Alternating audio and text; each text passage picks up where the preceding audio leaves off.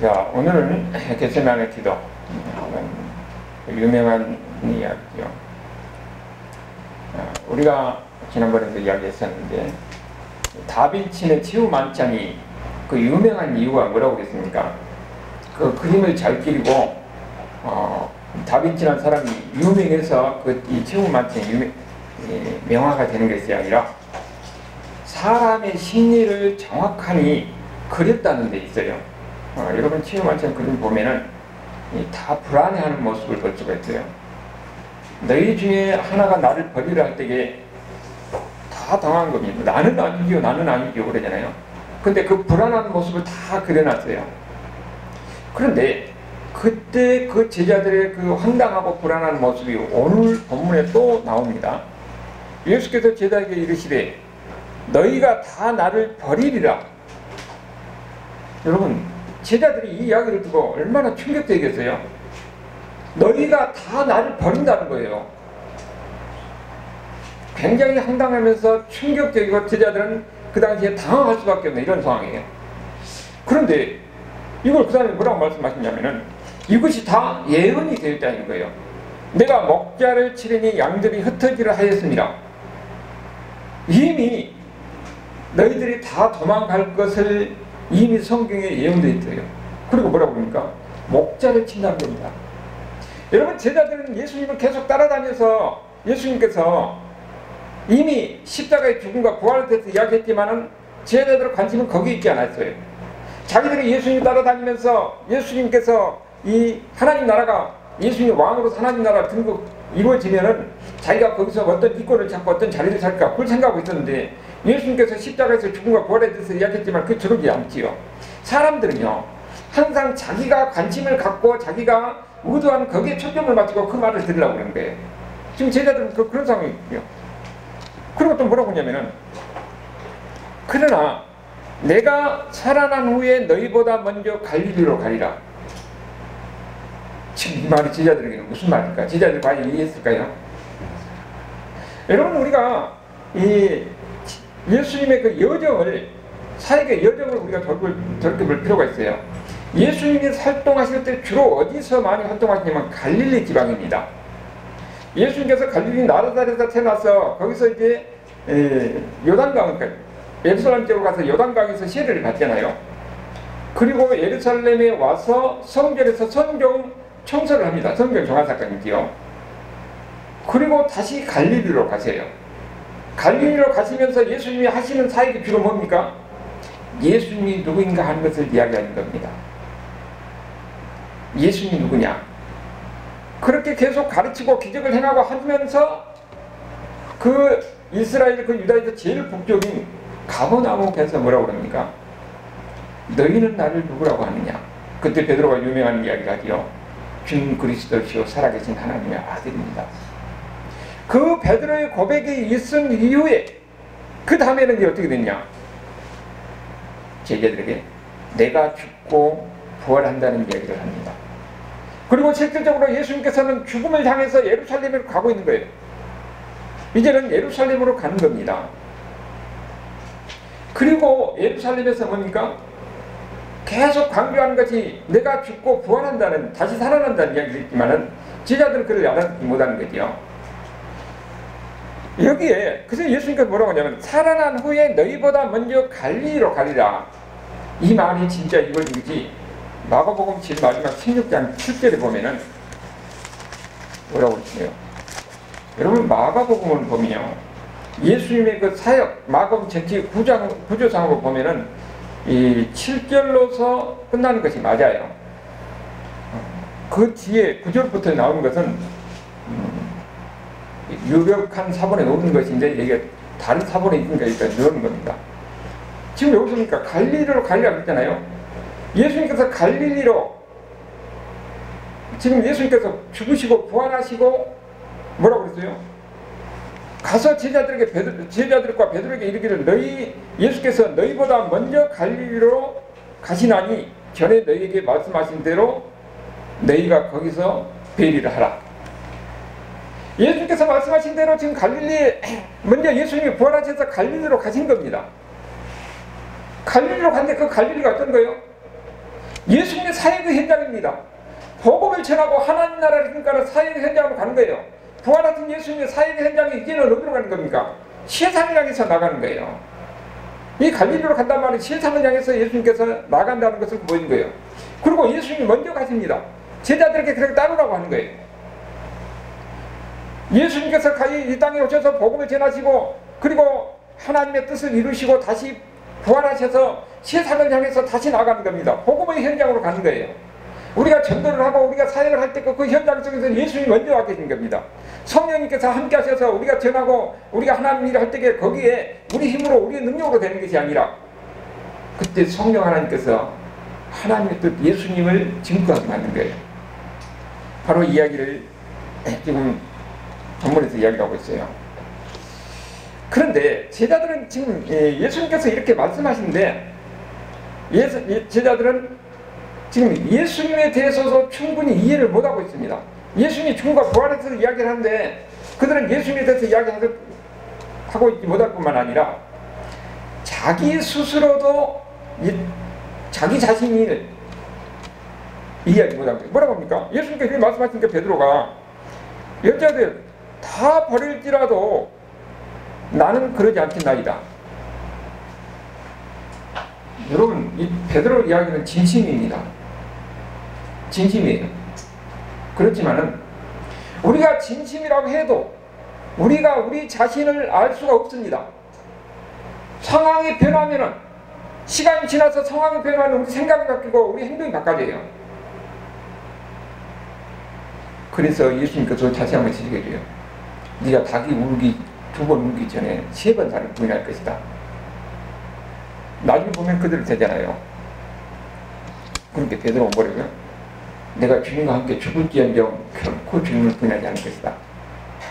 이 베드로의 마음은 저와 여러분의 마음이에요. 그렇지만 우리도 우리 자신을 믿을 수가 없어요. 인간의 연약함을 제스도록 우리는 깨달아야 됩니다. 베드로는 그걸 깨닫지 못하고 있는 거예요. 나는 끝까지 주님을 배반하지 않고 주님을 인정하고 주님을 위해 선천할 것이다. 하지만은 상황이 바꿔지면 여러분 지금도 작정하고 마음의 결단을 했어도 상황이 바꿔지면은 어떻게 마음이 변할지 장담할 수 없는 겁니다. 그 인간의 연약한 부족한 것을 항상 우리는 인정해야 되는 거예요. 이런 상태에서 예수님께서 어디로 갑니까? 겟세마네 동산으로 올라가는 거예요. 거기서 예수님 기도하는 장면이 나오죠. 겟세마네가 지금 어디냐 하면은 예루살렘이 시온산 꼭대기에 있잖아요. 그럼 오른쪽이 거기가 기드론 골짜기예요. 골짜기에서 이렇게 내려와가지고 골짜기에서 다시 올라가면은 거기가 감난산입니다. 감난산을 넘어가면은 그 베다니가 나오는 거고, 그러니까 감난산을 넘어가기 전에 거의 중턱이 바로 이 겟세마네 동산입니다. 거기에서 예수님께서 기도하시는데 이 겟세마네 기도를 통해서 3가지 면에서 의미가 있는 건데 그 의미를 우리가 보려고 하는 거예요. 이 겟세마네 동산에 예수님께서 기도하는 그 기도가 우리에게 주는 메시지는 첫 번째, 예수님을 그 굳건히 세운다는 겁니다. 거기 32절에 보면은 그들이 겟세마네라 하는 곳의 이름에 예수께서 제자들에게 이르시되, 그들이 누굽니까? 그 다음에 나온 베드로와 야고보와 요한이지요. 내가 기도할 동안에 너희가 앉아있으라 하시고 베드로와 야고보와 요한이 데리고 가실 때 심히 놀라시며 슬퍼하사. 예수님께서 지금 기도하는데 기도하러 지금 겟세마네 갔잖아요.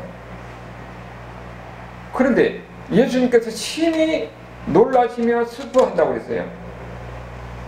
왜 예수님이 지금 여기서 갑자기 심히 슬퍼하고 놀라시냐? 여러분, 우리가 항상 성경을 볼 때에 예수님은 완전한 하나님이시라 완전한 인간이에요. 그렇지만은 예수님이 이 땅에서 예수님이 하나님임을 증거하지만은 하나님으로서 한 일은 없어요. 거의 없습니다. 그러면은 예수님이 하신 일이 뭐냐? 인간으로서 하시는 일이에요. 완전한 인간으로서 하신 일입니다. 그럼 완전한 인간이라는 건 뭡니까? 우리가 인간이면은 우리는 인간으로서 한계가 있잖아요. 여기가 있으면은 저쪽에가 없는 거예요. 장소적 제한을 받아요. 그러면 예수님도 완전한 인간이라면 여기가 있으면은 저 부산에는 없는 겁니다. 그 장소적 제한을 받는 거예요. 인간적인 한계예요. 우리가 배고프면 우리가 죽으면 예수님도 배고프고 죽은 것이고 이런 인간적인 한계를 가지고 예수님께서 계신 겁니다. 그래서 예수님께서 지금 상황이 지금 어떤 상황입니까? 십자가를 앞두고 있는 상황이잖아요. 십자가가 뭡니까? 죽음을 앞두고 있는 상황입니다. 여러분, 이 세상에서 죽음을 앞두고 죽음을 두려워하지 않는 사람이 누가 있어요? 예수님도 우리하고 똑같은 성경을 가진 인간으로서 활동하신 것이기 때문에 죽음의 앞에 대한 두려움은 예수님도 마찬가지라는 겁니다. 여러분, 예수님이 우리하고 똑같은 인간으로서 우리가 경험한 거, 우리가 모든 것을 다 그렇기 때문에 그 위로가 되는 것이지, 우리하고 동떨어진 하나님으로서는 활동했다면 우리하고 하나님 마음의 공간이 없는 거예요. 예수님도 죽음 앞에 이를 두려워하는 모습을 우리에게 보이는 겁니다. 사람이요, 어떤 이 엄청난 일을 앞을 두고 그 일을 향해서 갈 때는 어떻습니까? 굉장히 이렇게 마음의 근심과 두려움과 걱정이 앞서요. 근데 그것을 막상 당하고 나면은 별것 아니라면서 우리가 알게 되잖아요. 여기 예수님이 지금 어떤 상황입니까? 지금 십자가 죽음을 향해서 가는 상황인데, 그 십자가의 죽음을 이 직전의 상태가 어떤 상황이냐? 지금 심히 놀라고 두려워하는 이런 모습이에요. 사람이 힘들고 어렵고 두려울 때, 그야말로 절박한 상황에서는 저절로 기도가 나오게 돼 있어요. 지금 예수님의 상황 안에 십자가를 앞에 두고 예수님께서 계속 예고를 하셨잖아요. 여기 앞에서 지금 내 죽음과 부활에 대해서 다시 살아난다는 이야기를 하셨잖아요. 그러니까 그 상황에서는 절박한 상황이에요. 그래서 기도하게 되는 겁니다. 그게 바로 겟세마네 동산의 기도예요. 여러분, 예수님이 그러면은 그 겟세마네 동산에가 이 동산에서 한 기도가 이 사복음서에 다 나와요. 그만큼 이 겟세마네 동산의 기도가 우리에게 중요한 메시지를 주고 있기 때문에 그런 거죠. 그러면은 예수님께서 기도할 때 그 기도 자세가 어떤 것인가 하는 걸 보니까 35절에 조금 나아가서 땅에 엎드려 그랬죠. 땅에 엎드려서 기도한다는 겁니다. 중계실 때 그래서 이걸 보고 신부들이 어떻게 하냐면 땅에 완전히 납작 엎드려요. 여러분, 사제 서품을 받을 때 보면 십자가 밑에서 딱 대고 딱 땅에 엎드리잖아요. 그거 봤죠? 그게 뭐냐면은 가장 낮은 자세라는 것을 보여준 거예요. 그런데 성경 요구만이라 다른 것도 보니까 예수님이 어떻게 기도할 것 같아요? 예수님이 그러면 땅에 납작하게 엎드려서 손을 펴고 이렇게 기도할 것 같습니까? 그런 것 같지 않아요. 왜냐면은 다른 복음서에 우리가 보면은, 자, 그 누가복음 22장 41절이요. 성구 찾기에 그들을 떠나 돌 던질 만큼 가서 무릎을 꿇고 기도하여 그랬어요. 겟세마네 그 기도를 할 때 예수님께서 어떻게 했느냐? 제자들과 돌 던질 만큼, 그러니까 20-30m 떨어졌다는 거죠. 거기에서 무릎을 꿇고 기도했다는 겁니다. 그리고 마태복음 26장 39절을 보면은 조금 나아가서 얼굴을 땅에 대시고 엎드려 기도했다고 나옵니다. 그러면은 예수님의 기도 자세가 지금 어떤 것을 알고 있습니까? 여러분, 우리가 지금 사진을 볼 때 예수님이 어떻게 기도해요? 바위 위에서 무릎을 꿇고 하늘을 향해서 두 손 모아서 이렇게 기도하는데 그 기도가 아니에요. 예수님께서 어떻게 기도했다고요? 맨 땅에 무릎을 꿇고 얼굴을, 이 상체를 앞으로 굽힌 겁니다. 그리고 이마가 땅 쪽을 향하도록 이렇게 땅에 대고 기도하는 거예요. 그거 예수님의 기도 자세입니다. 예수님이 바로 이런 모습으로 기도했는데, 그때 그러면 예수님이 어떻게 기도했느냐? 거기에서는 히브리서 5장 7절에 나와요. 여기 성구 찾기 있죠. 거기 히브리서 5장 7절을 보면은 그는 육체에 계실 때 자기 죽음에서 능히 부하신 이에게 심한 통곡과 눈물로 간구와 손을 올렸고, 예수님이 어떻게 기도했다고 했습니까? 심한 통곡과 눈물로 간구했다고 했어요. 그러니까 예수님은 땅에 무릎을 꿇고 상체를 앞히고 얼굴을 땅에 대고 울부짖는 기도를 했다는 것을 알 수가 있는 겁니다. 예수님의 기도 모습이 바로 그거예요. 예수님이 그런 상황에서 뭐 침묵기도 한 것도 아니고 묵상기도 한 것도 아닙니다. 지금 십자가의 죽음이라는 절박한 상황 속에서 하나님 앞에서 울부짖고 기도하는 예수님의 모습이에요. 여러분, 사람이요,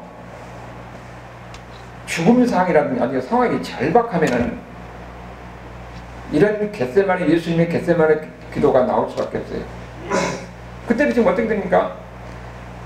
지푸라기라도 잡고 심정에서 절박한 심정으로 외치고 절구하면서 하나님 나 살려주시오, 이 문제를 해결해 주시옵소서, 이것이 어떻게 됩니까? 하고 매달리고 기도할 수밖에 없는 겁니다. 그것이 예수님을 통해서 우리에게 보이는 거예요. 예수님이 바로 그렇게 기도했다는 것을 우리에게 보이는 것이죠. 그리고 그 기도에 아까 뭐라고 했어요? 이 겟세마네 기도가 사복음서에 다 기록되어 있다고 그랬잖아요. 요한복음 17장은 이 겟세마네 기도 전체가, 이 17장 전체가 이 겟세마네 기도예요. 근데 그 기도의 핵심이 뭐냐? 이 잔을 내게서 옮기소서입니다. 이 잔이 뭡니까? 죽음의 잔이잖아요. 죽음을 피하고 싶은 예수님의 절규하는 기도를 이 겟세마네 동산에서 우리에게 가르쳐 줄 겁니다. 35절 후반절을 보면은 이 때가 자기에게서 지나가기를 구했다고 했습니다. 이 때가 자기를 지나가기를, 죽음을 피하고 싶은 예수님의 마음입니다. 그리고 어떻게 기도를 했냐? 아빠, 아버지야. 아빠란 말은 어린아이가 어른들을 되게 아빠한테 아빠 이런 것도 있지만은 친밀한 관계를 표현할 때 아빠란 말을 써요. 그러면은 아버지 하나님과 아들 예수님의 관계는 이런 친밀한 관계라는 거예요. 이런 친밀한 관계에서 예수님이 하나님 앞에 기도하는 겁니다. 이런 친밀한 관계에서 하나님 앞에 기도하는데 뭐라고 그럽니까? 이 잔을 내게서 지나가게 하옵소서, 이 죽음을 피하게 되려고 해달라는 겁니다. 그럼 뭐라고 그랬어요? 아버지께 모든 것이 가능하오니, 아버지께서는 모든 것이 가능해요. 이 말은 무슨 말이에요? 하나님은 예수님이 안 죽고도 하나님의 뜻을 이룰 방법이 있어요. 그래서 예수님께서 그렇게 기도하는 겁니다.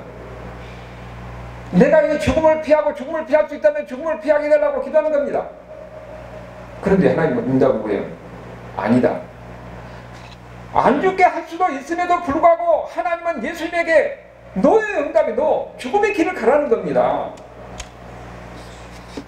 그것이 지금 오늘 본문을 통해서 우리가 이야기하는 거예요. 하나님의 응답은 노입니다. 죽음의 길을 가야 된다는 거예요. 그래서 36절 후반절을 보면은 이 잔을 내게서 옮기소서, 죽음이잖아요. 이 잔을 내게서 옮기소서. 그러면은 예수님이 그 마시는 잔, 이 죽음의 잔이 어떤 잔인가? 이사야 51장 17절을 보면은 거기에 분노의 잔이라고 했어요. 분노의 잔. 모든 죄악이 거기에 담겨지는 하나님의 저주의 잔이 바로 분노의 잔입니다.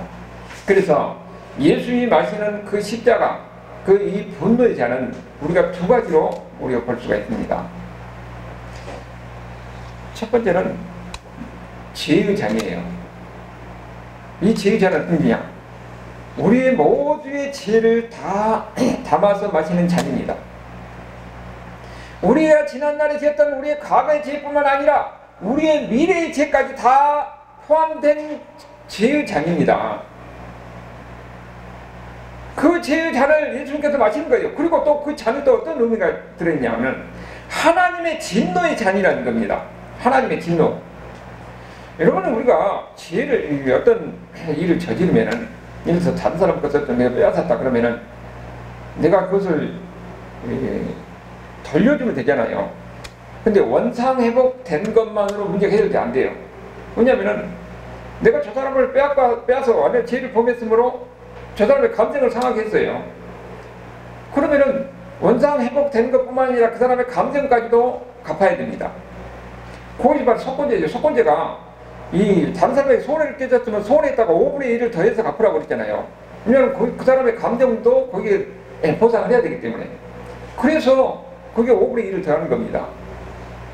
마찬가지로 죄를 지면은 죄값을 치는 것도 있지만은 거기에는 하나님의 진노가 있기 때문에 그 하나님의 진노에 대해서도 문제가 해결돼야 돼요. 그래서 예수님에게 마시는 잔, 예수님의 십자가의 그 잔은 뭐냐? 죄값을 치는 것도 있는데 거기에 하나님의 진노가 거기에 포함되어 있는 거예요. 그래서 예수님께서 십자가를 같이 물어내서 우리가 하나님과 합한 관계를 이루어야 되는 겁니다. 그래서 이 예수님께서 마시는 이 십자가 진노자는 그야말로 모든 죄가 담겨져 있는 고통스러운 잔인 겁니다.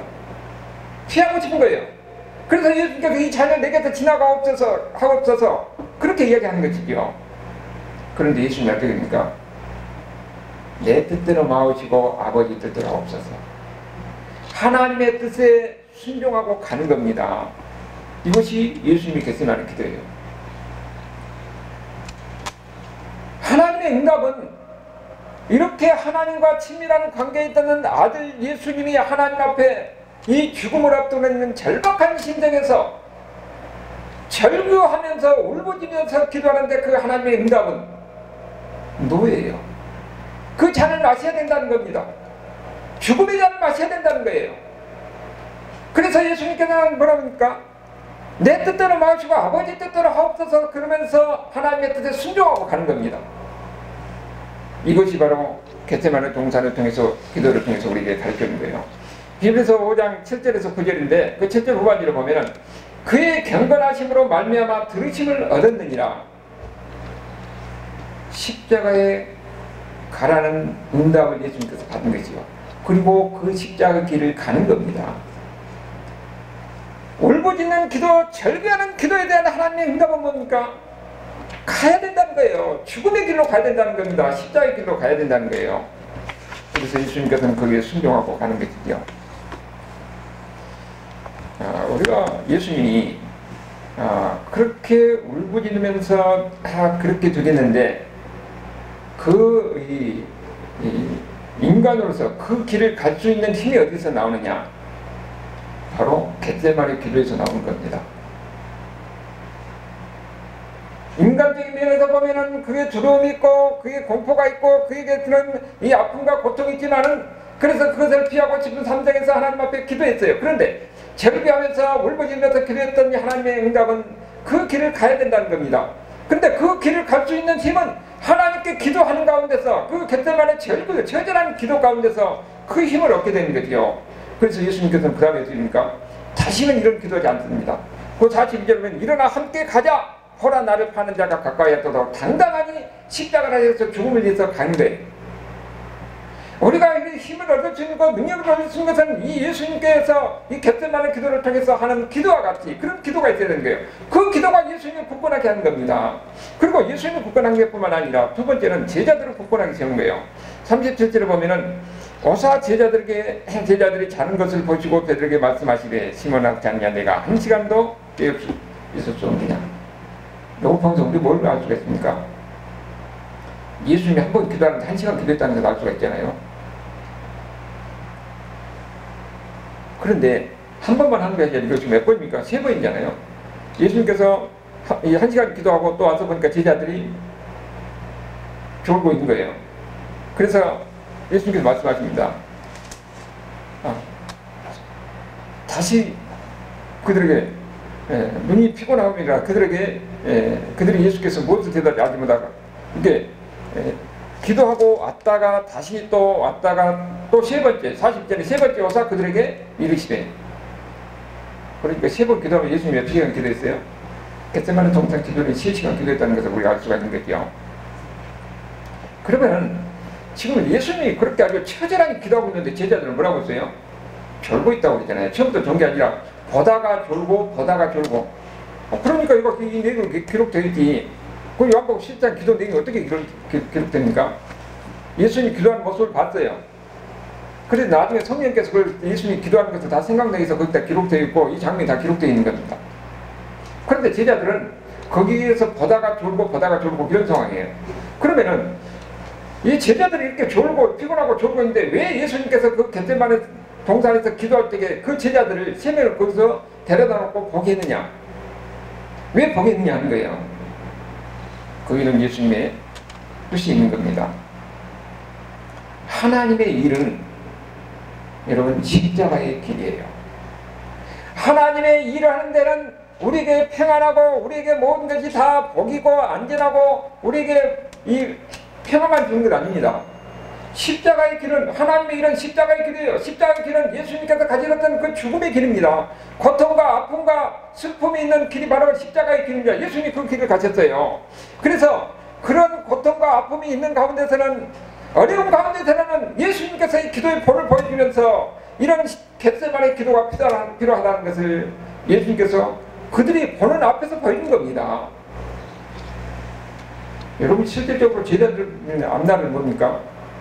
예수님을 따라다니면서 그들은 무슨 어떤 권력을, 명예를, 그리고 많은 부귀와 영화를 기대했지만은, 그러나 그들에게 앞에 놓이는 것은 고통과 이 절망과 엄청난 고난의 환난이 그들을 기다리고 있는 겁니다. 그들은 알지 못하는 가운데서 예수님의 제자가 돼서 예수님께서는 그 길을 가야 된다는 것을 보이는 거예요. 그들은 그러면은 그 이 환난과 어려움과 고난의 길을 어떻게 갈 수 있었느냐? 그들도 예수님께서 보여줬던 겟세마네 기도를 했던 거지요. 그렇기 때문에 그들은 환난과 시련과 어려움을 극복할 수가 있었던 겁니다. 실질적으로 보면은 나중에 제자들이 지금 어떻게 됩니까? 제일 처음에 야고보가 순교를 하잖아요. 죽음 앞에 서서 그 앞에 당당할 수 있었던 것은 예수님께서 보여줬던 그 겟세마네 기도를 야고보가 그렇게 했기 때문에 당당하니 그 죽음을 감당할 수가 있었던 겁니다. 베드로가 여기서는 보면은 예수님 앞에 얼마나 지금 의욕적으로 합니까? 부인하잖아요. 그런데 다시 이렇게 세우셔서, 그리고 그 앞에 베드로의 앞길은 험난한 길입니다.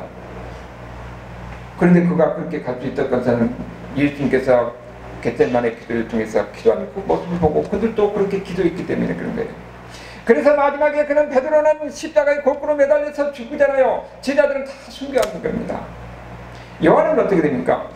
여기 있는 요한은 도망가서 그가 오랫동안 사는 것 아닙니다.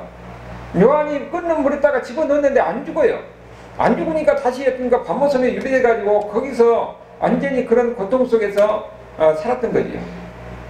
그럼에도 불구하고 그가 예수님을 부인하지 않냐고 끝까지 믿음을 지키면서 예수님을 증거하고 하나님 일을 할 수 있었던 것은, 그들에게는 겟세마네 기도를 통해서 예수님께서 어떻게 그 어려움과 시련을 이길 수 있는가를 보여준 것이죠. 그렇기 때문에 제자들도 예수님이 보이셨던 그 겟세마네 기도를 한 겁니다.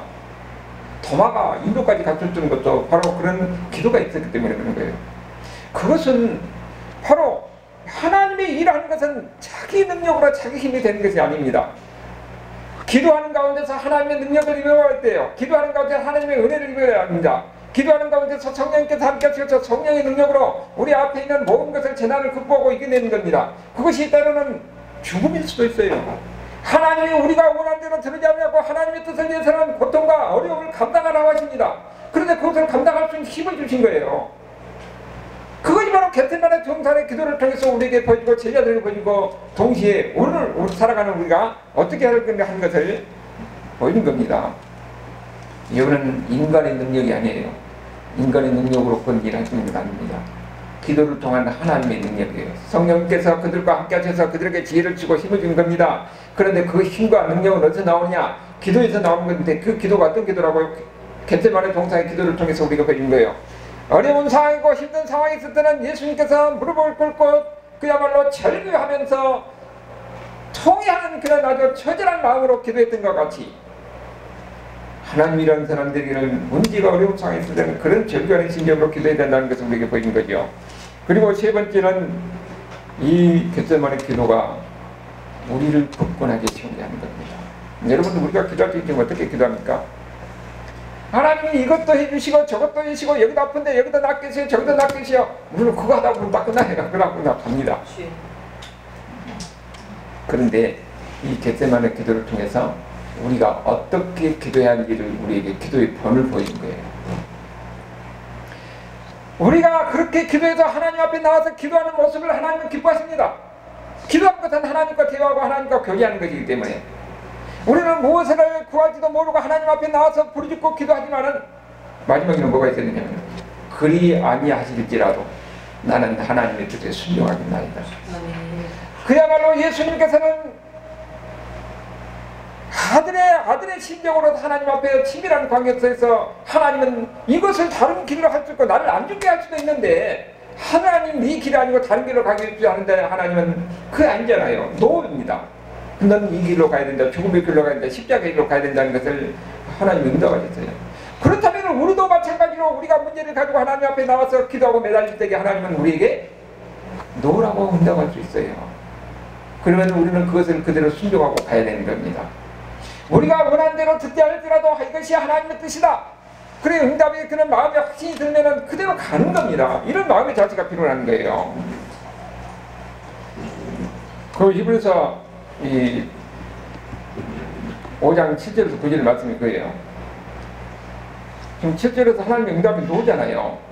그런데 8절에 그가 아들이시면서도 받으신 고난으로, 이 말은 아들임에도 불구하고 그 십자가의 길을 가게 하는 겁니다.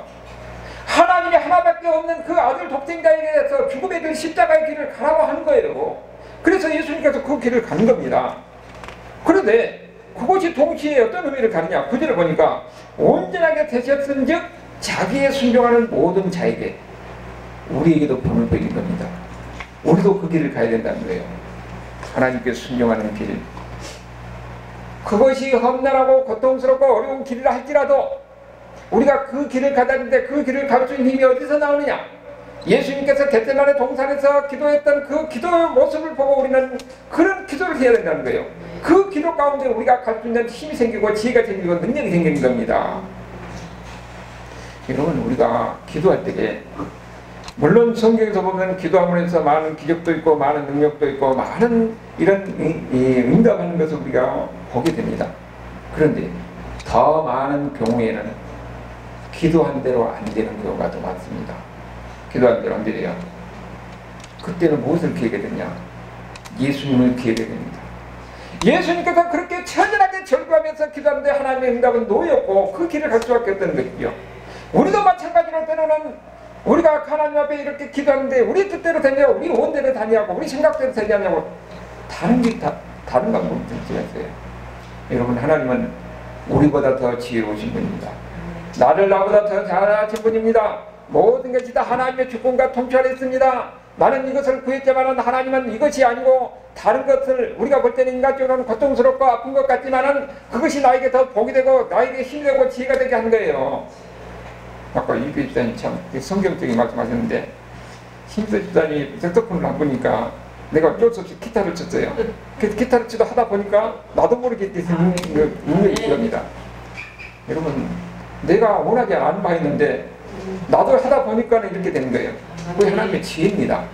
우리도 보면 우리가 원하지 않은 건데 나도 어쩔 수 없이 하다 보면은 그것이 훈련이 돼가지고 내가 가지고 있던 알지 못했던 이런 재능이라든지 탤런트가 이렇게 발견되는 거예요. 그러니까 우리가 원하는 대로 우리가 기도하지만 원하는 대로 되지 않았을 때에 하나님은 우리를 더 잘하시고 더 지혜롭고 더 복된 길로 인도하신 것입니다. 그게 당장은 고통스럽고 어려운 것 같지만은 그것이 우리에게는 그 더 복이에요. 하나님의 지혜가 거기 있는 겁니다. 성경에 보면은 이 히브리서 11장은 믿음의 장이라고 그래요. 믿음의 장. 근데 거기에 믿음으로 하는 말이 계속 나옵니다. 믿음으로 살았다는 거예요. 그게 뭐냐면은 당장은 나에게 온 것이 아니에요. 못 받은 겁니다. 그렇기 때문에 믿음으로 가는 겁니다. 하나님의 약속이 있는데 약속이 안 보여요. 그런데 앞으로 올 것을 믿고 가는 것이 믿음으로 사는 겁니다. 그러니까 믿음으로 살 때는 우리에게 하나님께서 우리가 기도한 대로 우리에게 주신 경우도 많이 있어요. 그런데 안 그런 경우가 더 많다는 거지요. 그것은 히브리서 11장 33절에서부터 계속 나오는데 33절에서 35절 상반절까지는 믿음으로 살았더니 하나님께 구했더니 하나님께 너희는 복을 주더라는 거예요. 나라를 이기도 하고 의를 행하기도 하고 그 다음에 사자들 입에서도 이렇게 구해주기도 하고 불의 세력을 멸하기도 하고 칼날을 피하기도 하기도 하고 엄청난 하나님의 은혜를 경험하는 겁니다. 믿음을 의지하고 믿음으로 하나님 앞에 나아가고 하나님께 구하고 하나님의 은혜와 능력을 입어서 승리하고 많은 것을 누리고 그 다음에 기적을 경험한 사람들이 성경을 통해서 수없이 많이 보여주고 기독교 역사를 통해서 많은 사람들이 있었습니다. 그런데 그 사람들은 우리가 이야기를 들으니까 나 그 사람들이 전부인 것 같은데 오히려 그렇지 않고 그렇게 차라리 하나님 앞에서 신실하게 하나님 앞에 매달리고 기도했던 사람들이 오히려 하나님 앞에 기도하는데 기도대로 되지 않냐고 어려움과 고통과 환난과 시련과 이런 가운데 있는 사람들이 더 많았어요. 그래서 35절 후반절에 보면 뭐라고 하니까 또 어떤 이들은 더 좋은 부활을 얻고자 하여 심한 고문을 받되 구차히 풀려나기를 원하지 아니하고. 여러분 거기서 예수님만 부인하면 하나님만 부인하면 그들은 고문도 없고 고통도 없을 것인데 나는 이 세상에 이렇게 살다가 죽더라도 그 다음에 있는 영원한 천국이 주님 앞에서 부활하는 가운데서 주님과 영원한 기쁨과 천국의 기쁨을 누릴 것이라는 것을 믿기 때문에 그것을 바라보고 구차하게 내 목숨 살려달라고 하지 않았다는 겁니다. 그것이 기독교 역사를 통해서 우리에게 보여줬잖아요. 그게 보면은 어떤 이들은 뭡니까 조롱과 채찍뿐만 아니라 결박과 오개 같은 시련을 받았으면서도 이런 자기는 그 믿음으로 살았는데도 이런 일이 있었던 거예요. 구차하게 믿음을 저버리면서 이게 타협하지 않았다는 겁니다. 끝까지 믿음을 지킨 사람들이에요. 왜냐하면 이 세상뿐만 아니라 저 세상에서 더 영원하고 더 아름다운 삶이 기다렸기 때문에 내가 구차히 내 목숨을 내서 아니면 불의와 타협하고 부정과 타협하고 이게 굴복하고 이렇게 하지 않았다는 겁니다. 심지어는 돌로 치는가 톱으로 캐는 요즘 이사야들 이야기하잖아요. 이사야는 톱으로 캐서 죽었다고 그렇게 이야기가 나오죠. 그리고 보니까 시험과 칼로 죽임을 당하고 양과 염소 가죽을 입고 여러분 콜로세서에서 전투할 때 어떻게 그 역사적 기록에 보면 어떻게 나옵니까? 사자를 굶주려 놓고 그 크리스찬들 기독교인들 운동장 한 가운데 놓고 양이라든지 이 가면을 그 양 가죽을 벗겨서 거기다 사람한테 씌워놔요. 그럼 사자를 양이나 이 손주라를 봐서 잡아먹으러 오잖아요. 크리스찬들은 그렇게 죽었어요.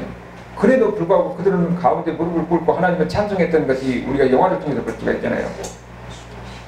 여러분 그 당시에는 그야말로 성경도 없었어요. 하나님 말씀을 들음으로써 그 소망을 가지고 살았습니다. 그런데 우리는 성경도 가지고 하나님을 더 많이 알음에도 불구하고 우리는 세상에 너무도 우리의 눈에 보이는 것이 너무도 편해요. 먹는 거 걱정 없지, 입는 거 걱정 없지, 뭐 이 인터넷이고 텔레비고 뭐 볼 것이 너무 많으니까 하나님을 보지 않냐고 그런 것에 눈이 떨리는 겁니다. 성경도 우리에게 그렇게 많이 줘서 하나님 말씀을 보지 않냐고 거기에 눈이 떨리는 거예요. 그러면서 우리는 어려울 때 되면 하나님 나 이것 주시오 저것 주시오 복 달라고 하는 기도하는 겁니다. 과연 그것이 믿음으로 사느냐 하는 거예요.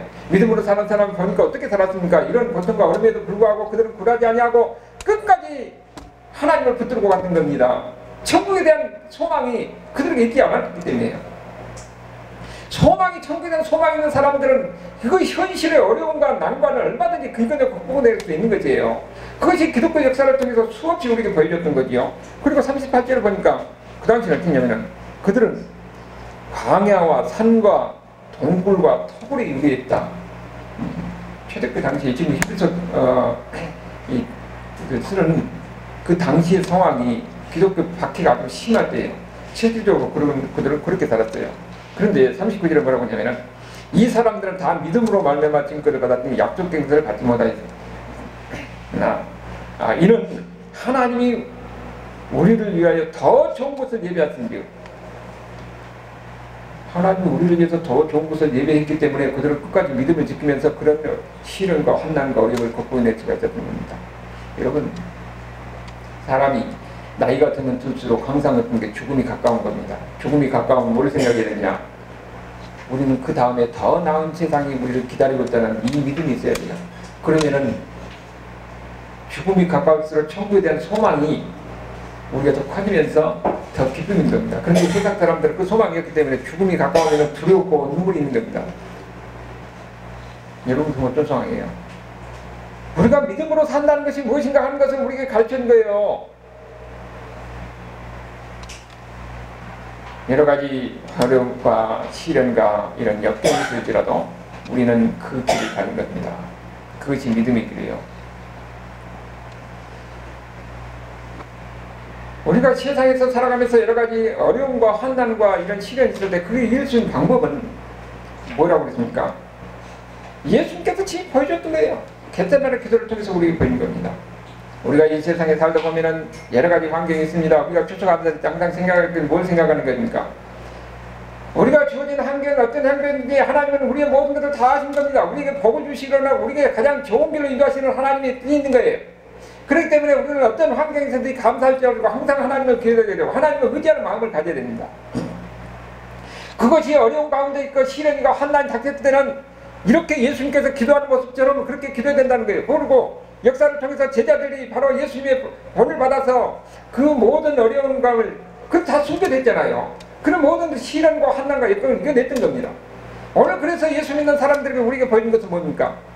우리가 이런 힘들고 어려운 상황이 있을 때 이렇게 기도하는 겁니다. 예수님께서 겟세마네에서도 어떻게 기도했다는 겁니까? 처절하게 울부짖으면서 절규하면서 기도했던 거지요. 여러분도 그런 기도를 통해서 하나님의 능력을, 하나님의 은혜를 경험하는 이런 삶이 될 수 있기를 주님으로 축원합니다.